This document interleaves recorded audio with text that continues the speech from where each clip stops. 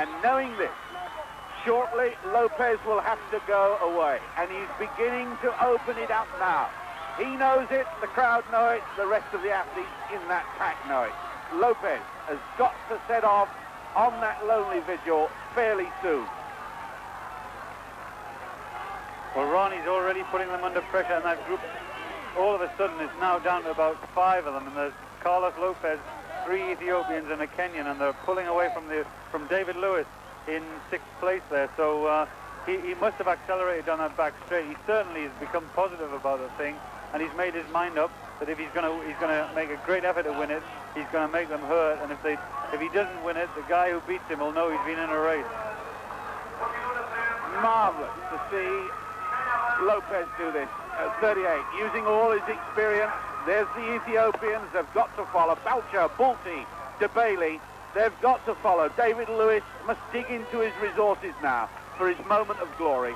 But at 38, it's all Carlos Lopez doing it exactly right. Mamidi, his challenge burned out and fizzled, and maybe the Portuguese challenge has gone for the team event, because certainly the Ethiopians, the Kenyans, and the Americans are ahead of them now. So it's down to one man. Portugal's lone gold medalist in Los Angeles. He had a hero's welcome home then. He would have an incredible hero's welcome if he made it here.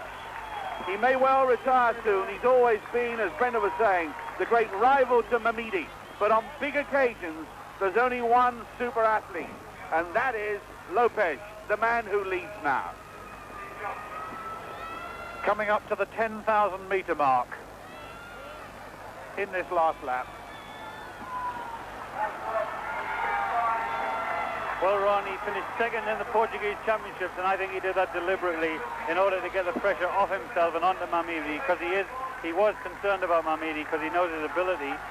But in 1966, he made his first appearance in the World Cross Country Championship, and here he is in 1985 at 38 years old, and we can hear the crowd are now starting to go crazy. This is the way he runs, this is the way he loves to run, and those Ethiopians will certainly be suffering, but Carlos himself, he's under pressure, but he's putting himself under pressure. This may be his last brave effort in any major event, and he'll know it, and he'll know how important it is to try and win this one. Indeed he will. He's done everything absolutely right. And he must be thinking now that having won the Olympic title, he'll be the first man to win the IAAF cross-country title 3 times. He's doing it at 38. He's tuned himself to perfection for this day in front of his home crowd. And the Portuguese got it right. This was the day to stage the championship. He really has run quite magnificently, and everyone from the crowd are closing on this race because they want to cheer him home. Mamidi finished a long while ago. David Lewis has been burnt off. There are 3, look at that. That's what he's doing to the world's best cross-country runners, to Boucher, to Bulti, to DeBailey, and the best of the Kenyans. They can't go with him. At 38, this is truly an astonishing run. Carlos Lopez. John Tracy's back there. Christoph Hurler's gone. All the rest are struggling. 381 is the one Kenyan there, but Lopez, the news has got around to the crowd. The gap is opening up, and Lopez is on his way to a truly remarkable victory.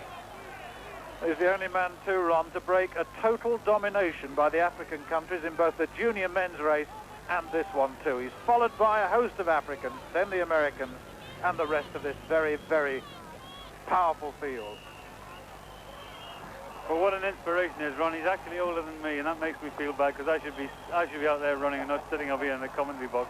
But he's talking about it being an inspiration. At 38 years old, he'll give almost a generation of middle, long-distance marathon runners and cross-country runners the opportunity to go out on their own and train and think, he's 38, he's world cross-country champion and Olympic champion. Maybe I should hang on for another 6 years. As Brendan Foster leaves the commentary box to get back into training, so Carlos Alberto de Jesus Lopez comes in, and they're climbing over the rails to get a closer look at this man as he comes home to what is now a truly remarkable victory. Behind him, he's got Bulti and Boucher and Kipkoech and DeBailey, and they couldn't face up to the finishing pace, and it really has. He's stretched them, he's unwound it, and he really has done it truly magnificent. He used all his experience. Fourth in Athens in the 1982 European Championships, sixth in those 1983 World Championships at Helsinki. Then came his magnificent run, all the time keeping up the standard of cross-country running, but the magnificent run in the marathon, 2 hours, 9 minutes and 6 seconds. And remember, he was knocked down by a car 10 days before Los Angeles. There's John Tracy trying to get away from Balcha. There's Christoph Höhler. And 22 is Bunua of Algeria. But this is the man on his way to victory. 400 meters from the finish. And he's getting better. The gap is growing. Lopez, the PA commentator's lost his voice, and the crowds are lining the track. 38 last month. His wife, Teresa, his two children, Nuno and Pedro, two boys will be here. What a great day. What a day to get it all right. Portugal may have lost the team title, but they've won a truly remarkable individual race. Kipchoge will get second, then the first of the Ethiopians. They will battle out the team title, but this man is on his way to a most remarkable individual victory.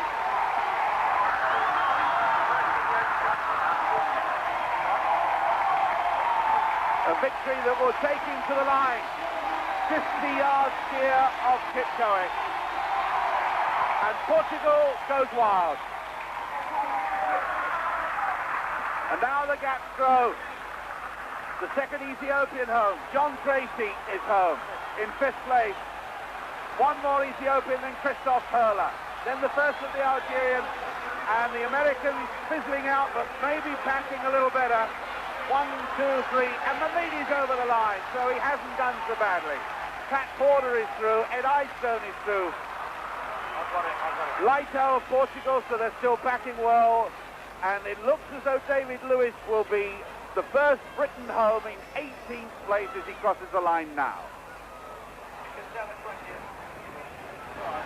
Well, after that tremendous battle between the men, the unofficial